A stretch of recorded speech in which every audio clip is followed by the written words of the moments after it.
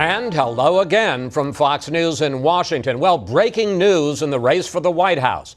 A new poll shows self-described socialist Bernie Sanders closing the gap on Hillary Clinton in Iowa.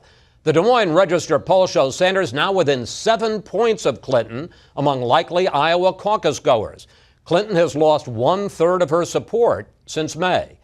On the Republican side, Donald Trump leads with 23% in Iowa, but Dr. Ben Carson is now at 18%, just 5 points behind the frontrunner. Meanwhile, no candidate has spent more time in the first primary state of New Hampshire than New Jersey Governor Chris Christie. This weekend marked his 20th visit to the state.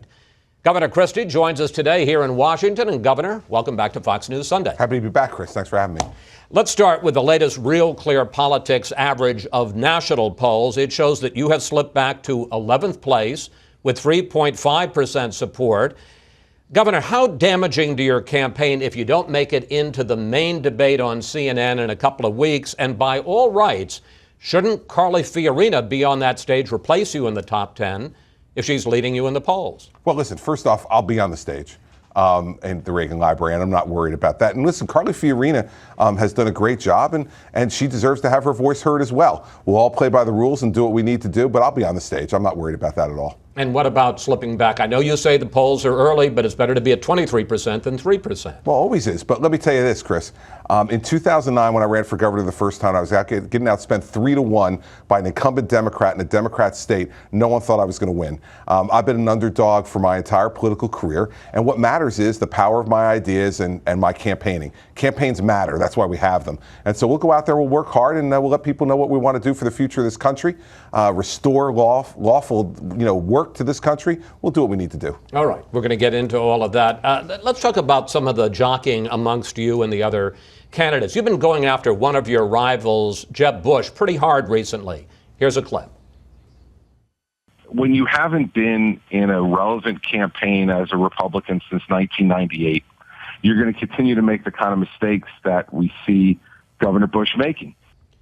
You say Jeb Bush is out of touch with the current debate in this country. Well, listen, it's just a factual statement. He hasn't been in a relevant campaign since 1998. So it's just a factual statement. And I don't have any problem, as I've told people all along. I tell it like it is. I say what I mean, and I mean what I say. And he hasn't been. And listen, guys like me and Scott Walker and Marco Rubio and John Kasich, we've been out there for the last 6 years fighting the fights for conservative Republicans across this country. Me in New Jersey fighting against the Democratic legislature every day, vetoing more than 400 bills as governor. And Americans for Tax Reform just said the other day, I've vetoed more tax increases than any governor in American history. So that's the relevant fights of the day, and that was a factual statement. I stand by it. I think it's fair to say the candidate who's really been hurting you, and perhaps all the other candidates in the race, is Donald Trump.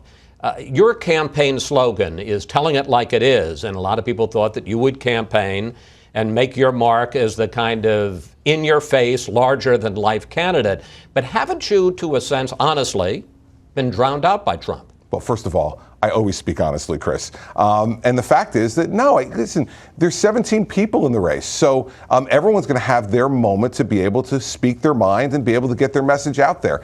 And what I'm going to do over the course of the next 5.5 months before the Iowa caucuses and the New Hampshire primary is to get out there and talk about the important issues that people care about and to stand up and put my record and my vision forward for the American people. And you're going to do that no matter who happens to be in first place at any moment in these polls. And now it's Donald. In 3 weeks, it could be somebody else. But part of this is comparison shopping for the voters. You say, and you've been quoted as saying this week, that some of Trump's solutions, his proposals, are too simplistic, that there's no there. Well, what I said was that I was asked specifically about the immigration proposal and said it was simplistic, and I put forward a much more detailed proposal than that. And yeah, that is comparison shopping, but the comparison shopping is not only about personality, it's also about ideas, and it's about who can get it done. When you look at what I've done in New Jersey, Chris, every day in a state it's one of the most democratic states in the country, a Democratic legislature every day, still cut business taxes, still created nearly 200,000 jobs in the last 5.5 years in a state that had no private sector jobs grown in the 8 years before I became governor. So we're doing the things that need to be done. We've shown we can do it. And I'll tell you this, The guy who vetoed 400 bills so far as governor of New Jersey, the guy who's vetoed more income tax increases than any governor in American history, is the guy to send over to Capitol Hill to get Congress in line, because nobody likes what's going on in that building. In one of your recent TV ads, and you just referred to it a moment ago, you talk about yourself as a law enforcer. And you mentioned that Hillary Clinton thinks the law doesn't apply to her. And in an interview this week, you suggested that she should be prosecuted. And I guess my question is for you as a former U.S. attorney, don't we need an investigation first? Hey, listen, I said I think there's sufficient grounds there for her to be investigated. And if what she did is true, then she should be prosecuted. Because on what grounds? Listen, there's two right now that seem apparent to me.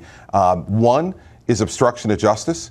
If those emails were deleted, in fact, before she wound up, before or after rather, the subpoena was issued by Trey Gowdy. And secondly, there's the issue of the mishandling of classified information.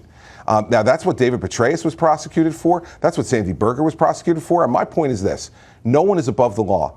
And unfortunately, in the Obama administration, there's been lawlessness going on in this country. You have sanctuary cities where the president turns his back and says, if you don't want to enforce the immigration law, you don't have to. Marijuana. Colorado, Washington, you don't want to enforce the federal law, you don't have to. And apparently now Hillary Clinton has caught this disease as well. And she believes certain laws only apply to her. And the worst part of this, Chris, is her arrogance. Her arrogance that she won't even answer questions. You heard her yesterday or 2 days ago with Ed Henry. He asked 3 questions and she said, I'll answer 1 because I think that's what you deserve. Well, thank you for entitled to. Yeah, well, thank you very much, Your Highness. We appreciate it. But this is not royalty in the United States. You have to battle, fight, and answer questions by the American people to become president of the United States. This is not a familial ascendancy. 2 points on that, however. First, because you've had your own problems, during the height of the Bridgegate scandal, it turns out that you and one of your top aides were texting each other, and it turned out that 12 of those texts were deleted. And also, when you turned over your emails to the state legislature, the only emails that you turned over were from your private Yahoo account. And as in the federal government, the state government in New Jersey says if you're conducting government business, it should be on government email account. Yeah, my government business was conducted on a government email account. And the one email you're referring to, and the only one that they've released, involved a press release. So let's all remain calm. My press secretary sent it to my private email account, I'm sure inadvertently, and I responded to it.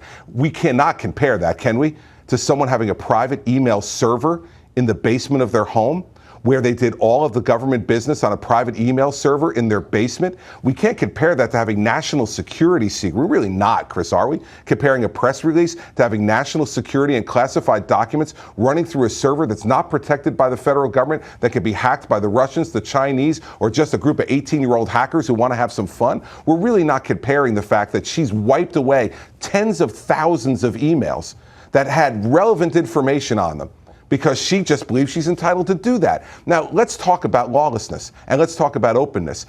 Everything I've done as governor has been an open book, and I've answered every question anybody's ever had to answer. Can you hold Mrs. Clinton to that standard? Because I'll tell you something, I haven't seen it.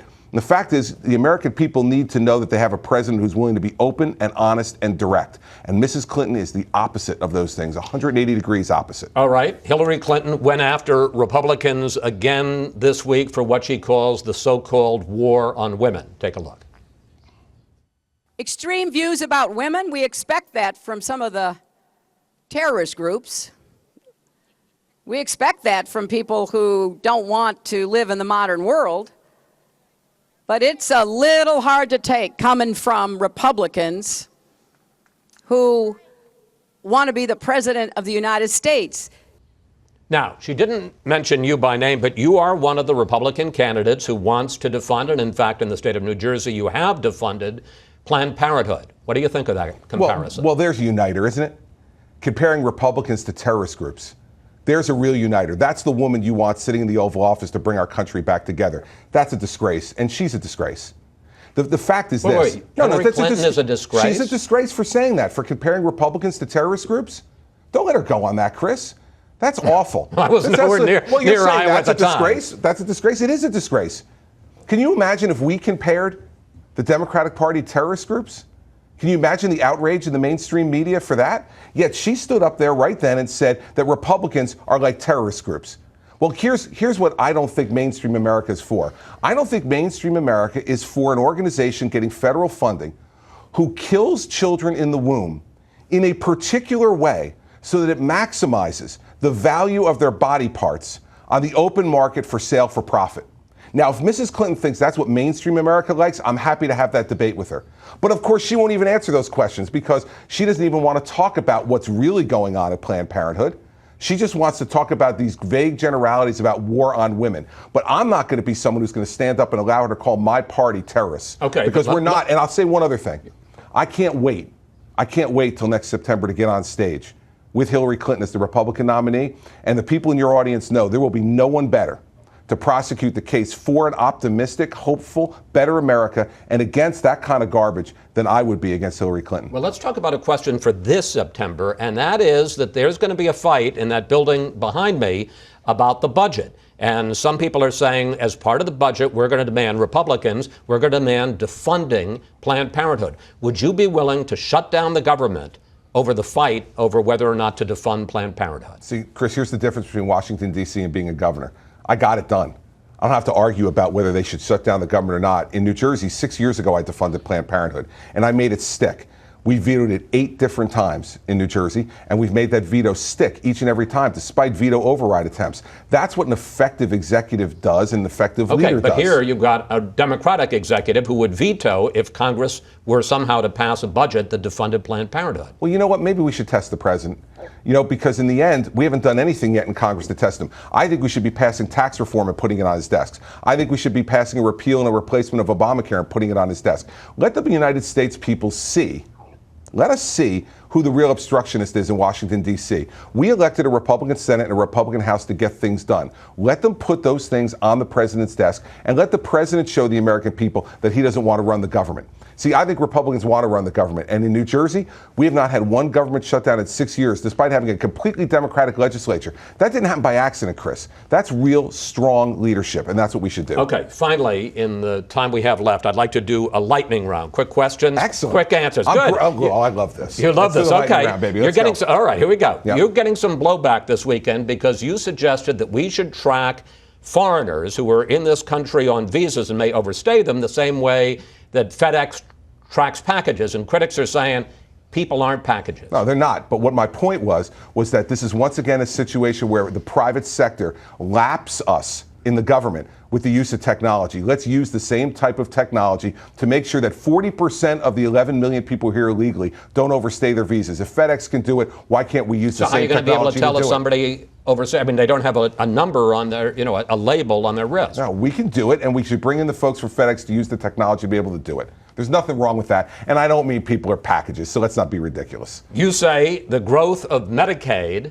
could bankrupt the country, and yet you expanded Medicaid in New Jersey under Obamacare. Yeah, I expanded Medicaid because it was right for New Jersey, because I had 3 liberal Democratic governors before me that had so expanded Medicaid that we actually made money in New Jersey by expanding Medicaid and lowered our costs in emergency rooms across the state. My job's to work for the taxpayers of the state of New Jersey. When I become president of the United States, then they're going to get that same effort from me for the entire country. And remember this, Chris, no tax increases from me in 6 years, $2.5 billion less in spending. We have stood up to a Democratic legislature and gotten the job done, unlike people here in Washington, D.C. who haven't. Little long for lightning, but keep going. Yeah, you broke the rules. Should businesses be allowed to decide whether or not to serve gays or anyone else based on religious freedom? Religious institutions should be able to decide how they conduct their religious activity. The rest of the folks in the United States need to follow the law. Meaning, if I am a baker and I'm being... Listen, I'm not going to get into... But that's an Chris, actual I'm not going to case. get into every example. A baker, a candlestick maker. I'm not getting into every example. I'm someone in this country who believes in law and order. I'm a former prosecutor. I'm the only former prosecutor who's going to be on that stage in California. We need to enforce the law in this country in every respect, not just the laws we like, but all the laws. This way we won't have sanctuary cities in this country when I'm president of the United States, and we won't have people getting high on marijuana in Colorado and Washington if the federal law says you shouldn't. Finally, what should voters think of any of your rivals who say we can preserve Medicare and Social Security without cutting benefits? They're not telling the truth. They're just not telling the truth. Or I guess the alternative could be, Chris, they want a massive tax increase on the American people. And if they want that, that's fine. Here's my attitude about it. You got 2 choices: to either get rid of some benefits for the very wealthiest in America who don't need a Social Security check, and I've talked about that, or You can give the government that's already lied to us and stolen from the trust fund more of your money. I got to tell you the truth. I don't want to give the government more of our money so they can lie more to us and steal more from us. Governor Christie, thank you. Thanks for talking with us. Great to be on, You're Chris. in mid-season form, aren't you? You got it, baby. I'm hot. Ready to go. I don't think I've ever had a candidate. Donald Trump might say that. I'm hot, baby.